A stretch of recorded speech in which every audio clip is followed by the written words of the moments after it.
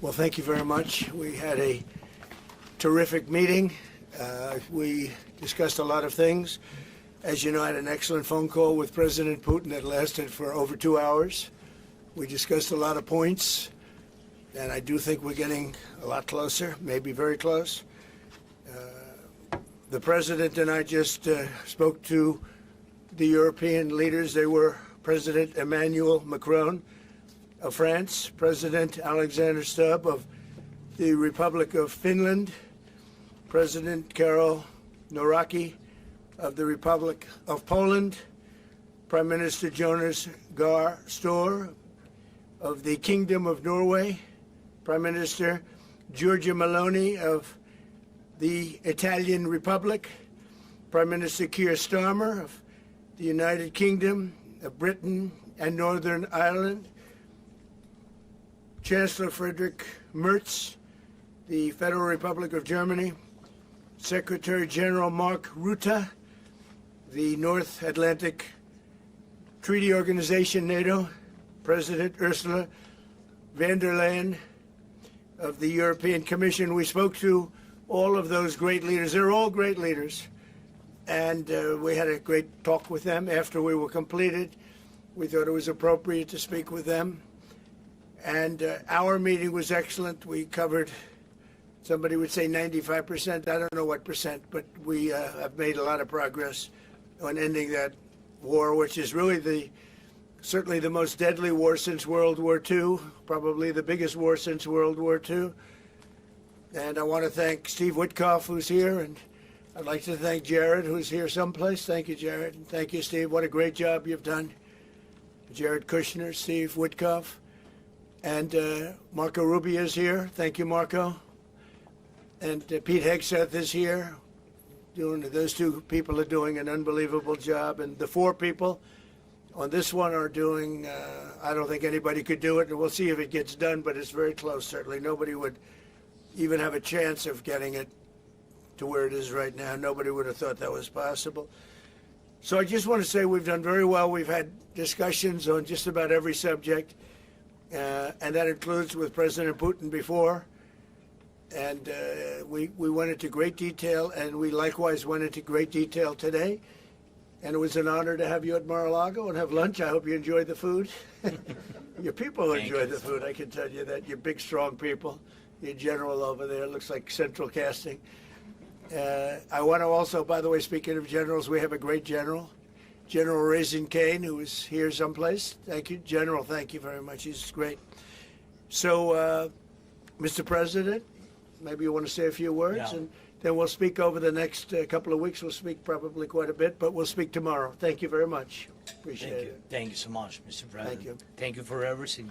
Dear colleagues, first of all, I would like to thank President Trump for a great meeting at this amazing place in his home in Mar-a-Lago. And we had a really great discussions on all the topics, and we appreciate the progress that was made by American and Ukrainian teams in these recent weeks.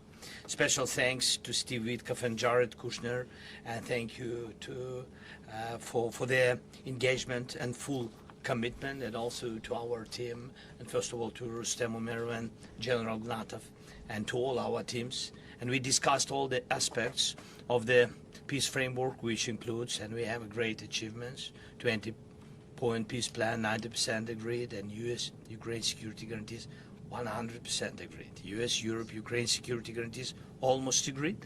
Military dimension, 100% agreed.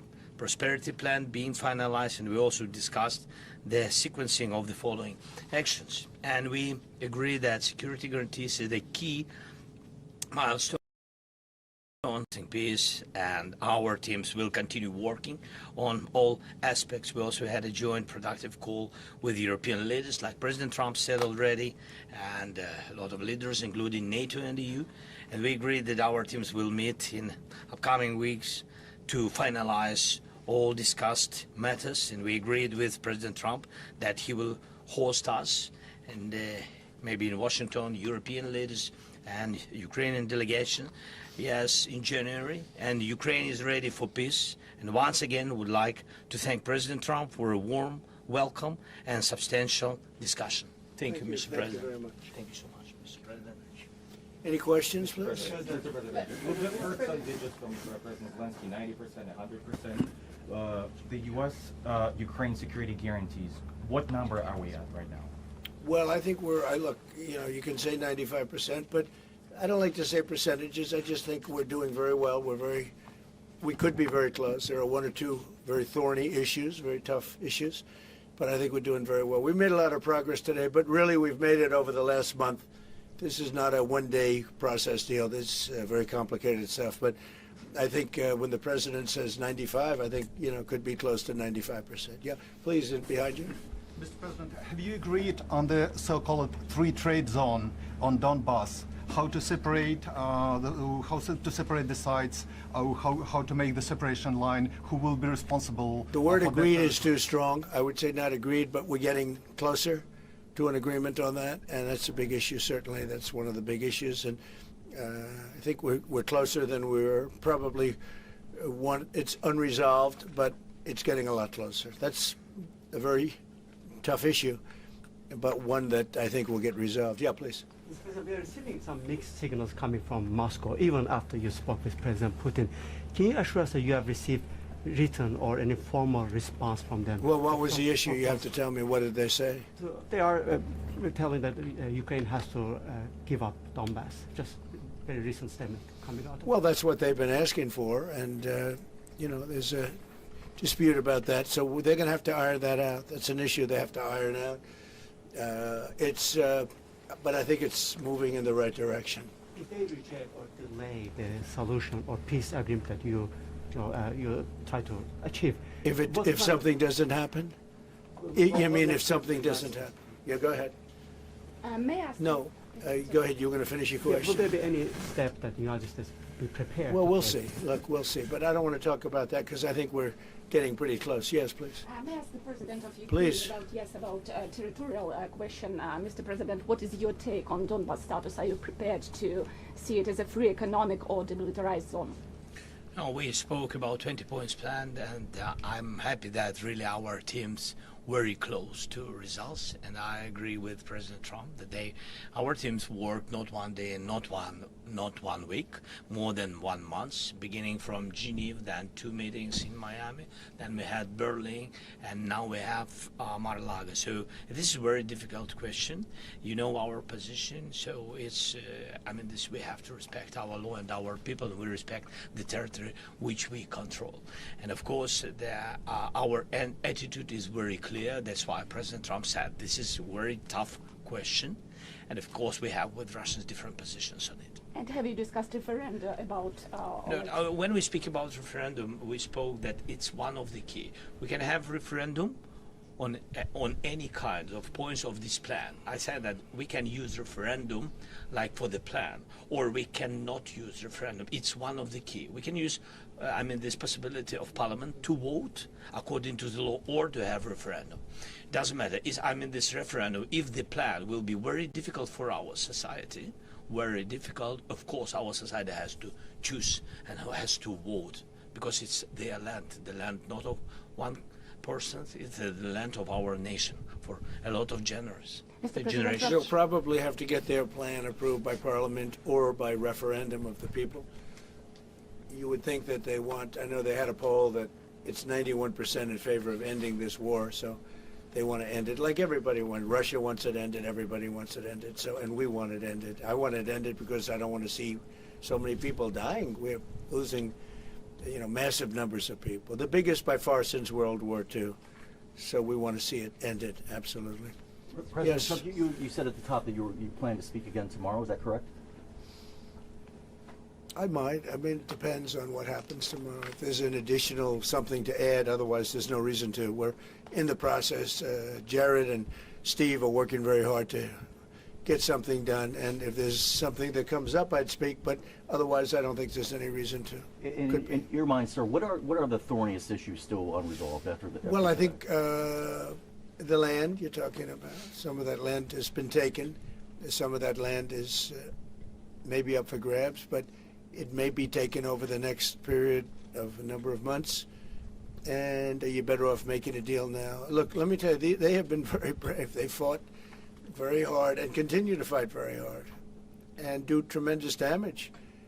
But Russia would like to see it end, and Ukraine would like to see it. And I think it's time to end. And a lot of very brave people, a lot of people that are dead right now, unfortunately, because I've said, and nobody's disputed it, that if the election weren't rigged and stolen, 2020, you wouldn't have had this war. It would have never happened. And it didn't happen for 4 years. Never was even thought to happen.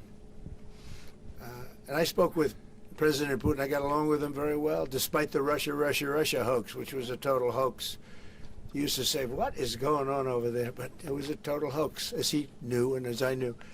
But I spoke to him, and we'd talk about Ukraine. I've said it before. It was the apple of his eye, but he wasn't going to do anything about it. He didn't do anything about it until I was gone, and then a lot of really bad statements were made by people, by a lot of people, I guess, but by a certain president that we had who was a disaster. Mr. Yes. President, do you anticipate going to Ukraine if you can get to an agreement? And I know I you have no said problem earlier, with doing it. You know, I have no problem with doing it. Don't anticipate it. Would like to get the deal done and not necessarily have to go. I've offered to go and speak to their parliament. And, you know, if that would help. I don't know if that would help. I think it would probably help. But I don't even know if that's... You're welcome. Yeah, no, I know. Always. So I'm not sure that it would be really necessary. But if it would help save 25,000 lives a month or whatever it may be, I would certainly be willing to do that. Yeah, please. Go behind you. And how about Where are you from? from Ukraine? Good, I had a feeling. Public broadcaster. Good. And how about Zaporizhzhia nuclear plant? Have you discussed this question? On what? Zaporizhzhia nuclear plant. Yeah, we discussed that at length today. As you know, it's in pretty good shape. It can start up immediately, almost immediately. And it's one of the things I discussed with President Putin. And they were talking about the nuclear plant. It's probably the biggest in the world, just about the biggest anywhere in the world. Can you believe that? And President Putin's actually working with Ukraine on getting it open. He's been very good in that sense. He wants to see that open. And he hasn't hit it with missiles, hasn't hit it with anything. It's a big danger to do that for everybody. But they're working together to try and get it. It can open very quickly. It's in pretty good shape. And the people there have been there for years. The people there running it. You know, they have 5,000 people in that plant. Can you believe it? I learned that today. 5,000 people. It's the biggest plant of its kind in the world. And they're working together to get it open. They could maybe get it open quickly. That's a big step when he's not bombing that plant. It's a big step. Mr. President, in the readout from Moscow, they talked about the creation of some working groups Yes. that would be set. Can you tell us about what those working groups Sure. would entail? And also, if you wouldn't mind, what is the message that you will give to Putin when you speak to him after your meeting? So here? the working group is going to be composed of Steve Witkoff, Jared Kushner, General Raisin Kane, Marco Rubio, and a few other people that we're going to be putting onto it. I think Pete Hegseth should be in that working group. He knows the territory very well. He's been fantastic at what he's doing. And they may add one or two people. And likewise, Ukraine's going to have some very good people that were at lunch today that enjoyed the lunch today a lot, more than they thought, right? But do you want to say who may be on your working group? Yeah, we now, as I said, that we work with Steve and Jared. We worked our Rustem Umerov and also Deputy Minister Gislitz and also General Gnatov, and they will continue work in this group. And of course, if we will go further, and I hope that really we will have decisions in January, as I said, about all these documents, 6 documents, and of course, we will continue work on this, so they know what to do. Yes. And that working group, by the way, importantly, will also then be working with Russia. Okay? Because to work with ourselves doesn't really solve much of a problem. So they'll be working with Russia. Yeah, please. President, you said this morning you weren't a deadline guy. How long do you think it'll take to get this last little bit, as you say, finished? What are we talking So about? if it went really well, you know, maybe a few weeks. And if it went poorly, longer. And if it went really poorly, it's not going to happen. That would be a shame. There's that chance also. You know, it's possible it doesn't happen. But, you know, in a few weeks we will know one way or the other, I think. But if it went really well, but it could also go poorly. I mean, you know, we could have something where one item that you're not thinking about is a big item breaks it up. Look, it's been a very difficult negotiation, very detailed. It's funny, I settled 8 wars. Some were going on for 35 years. And we got them settled in a couple of days. Some of them, one was going on for 37 years. I settled it in 1 day. But this is a very complex one. Do you want to put odds on it? What the bad? No, I think we'll get it done. I don't want to say when, but I think we're going to get it done. Yes, ma'am. Mr. President, you in the past have suggested a trilateral meeting between both Presidents Putin and Zelensky. Is Right. that something that is also on the docket? I see that happening, sure, at the right time. I saw a very interesting President Putin today. I mean, he wants to see it happen. He wants to see it. He told me very strongly. I believe him. Don't forget, we went through the Russia hoax together. And he'd call me, I'd call him, I'd say, can you believe the stuff that they're making up? And it turned out we were right. They made it all up. And despite that, we didn't get into wars or we didn't get into problems, but we weren't able to trade very much or any of that, which was a shame because, you know, a lot of success could have been had by trading with Russia. They have great land, great minerals and other things, and we have things that they want very badly. But the Russia hoax, which was a terrible, made-up, fictional thing by Crooked Hillary and by Adam Shifty Schiff and bad people, sick people. They made it up. It was all a made-up hoax. But it kept us really from dealing with Russia, kept Russia dealing, you know, from dealing with us. So, but despite that, we got along. And I don't know, I think we're going to get there. I know him very well. I think we're going to get there. Did you discuss any time, location, meeting place? Yeah, we're discussing a lot of things. No, look, I was on the phone with him for almost, I guess, 2.5 hours, they're just telling me now. That's a long time. We discussed a lot of things. We didn't talk about the weather. We weren't talking about what a beautiful day it is in Palm Beach, Florida. Yes. Trump, President Zelensky mentioned maybe a meeting with European leaders back in Washington. Would that be in the next few weeks? Well, in Washington or someplace, yeah. These leaders that I just read, these are great people. You know, they've spent a lot of money on helping Ukraine. And look, they're doing it for themselves also, meaning their country, because Ukraine's a very important country for them in particular. For us, it's very important. To me, it's the lives. You know, we're thousands and thousands of miles. We're protected by a thing called the Atlantic Ocean and lots of other places, to be honest. And they're not, you know, they're right there. But we're working together with them as we should be. But I'm doing it to save lives. You know, we're not spending any money. Biden gave $350 billion away. And the president was nice enough to give us a contract to take out rare earth and things. So we'll see how that all works out. We have a contract, but we appreciated that. He was very good. But we'll see how that works out. But if you think about it, we're going to have. I really believe we're probably, Mr. President, by far closer than ever before with both parties. We had some times when he was close and President Putin wasn't. Then when President Putin was close and he wasn't, you saw that in the White House. But I think they both want to see it happen. Mr. President, in your conversation with... You're saying that, you've said multiple times that you want to stop the killing. And nearly 100 American citizens died in Ukraine on the battlefield. Yeah. What's your message to their families whose loved ones died fighting for Well, look, I mean, the message is so obvious. It's what a shame. They died in a foreign country. And some are celebrated people. They're very celebrated. But so sad that a thing like that would happen. Yes, ma'am. President Trump, obviously security is a major issue for the Ukrainians. Right. Did you offer any promises, any assurances today? Well, I did. We want to work with Europe. And Europe is going to take over a big part of it, as you can imagine. You know, they're right there. But we're going to help Europe 100%, like they'd help us. Yes, ma'am, you were going to say something? Yeah, I was just going to ask, when your conversation... Who are you with? Andrea Shalal with Reuters. That's what I thought. Yeah. So in your conversation with President Putin, did you discuss what responsibility Russia will have for any kind of reconstruction of Ukraine post an agreement? I did. And they're going to be helping. Russia's going to be helping.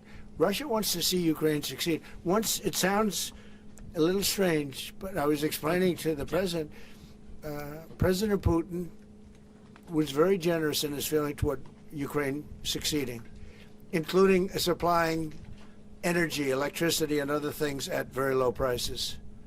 So a lot of good things came out of that call today. But they were in the works for 2 weeks with Steve and with Jared and Marco and everybody. Did Russia agree, or did Putin agree to a ceasefire to allow a referendum to take Not a place? ceasefire, and that's one of the points that we're working on right now. No, not a ceasefire.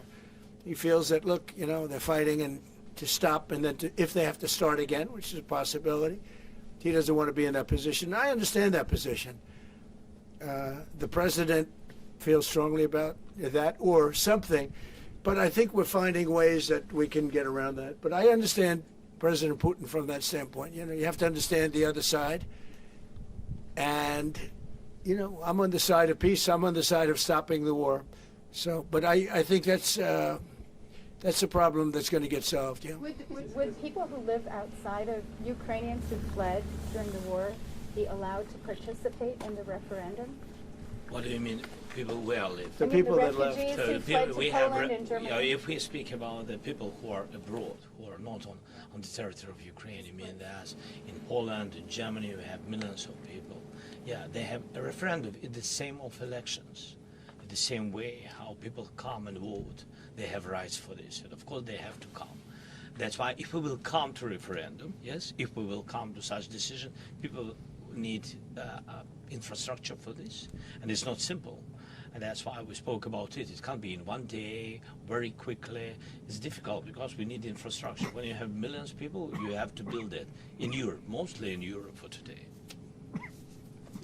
President Trump, I know you've sounded an optimistic note here, but what happens in a few weeks if things sputter? What are you prepared to do? They keep fighting, and they keep dying. No good. But if things don't happen, they keep fighting, and they keep dying. And we don't want that to happen. He doesn't want it to happen. President Putin doesn't want it to happen either. Okay? Thank you very much, everybody. Thank you. Appreciate it. Thank Great. you, sir. Thank you. Thank you, sir. Thank you. And thanks for lunch. I don't know. Was it a good lunch? Yes, sir. There's no lunch. He walked in. He said, "This place is gorgeous." I don't think he wants to go to the White House anymore. That's the problem.